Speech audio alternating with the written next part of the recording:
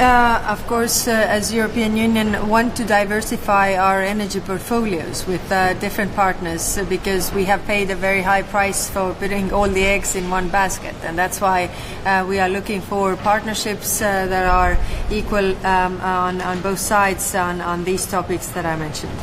You mentioned an observation mission for the Iraqi elections. Could you tell us more? There are lots of security incidents. An official was killed this week in a car bomb. Yesterday there was a shooting incident. Are you worried also about Iran's sway on the country?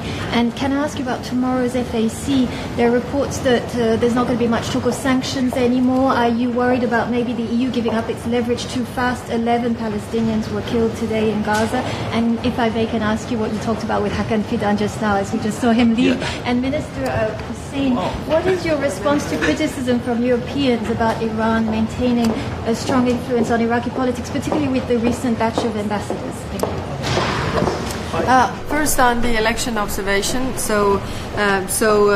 really the election observation will be on the ground on the 11th of November, and of course, like with all the election observation missions, it's also the issue of their security that we take very seriously.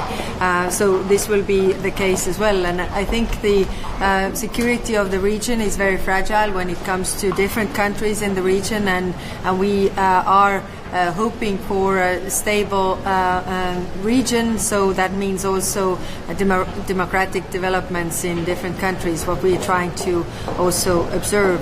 And what comes to the FAC, then we have several topics on the table, and yes, when it comes to sanctions, we are not able to decide tomorrow on the sanctions package, but work is ongoing, and hopefully we'll get there when the leaders meet in 23rd of November.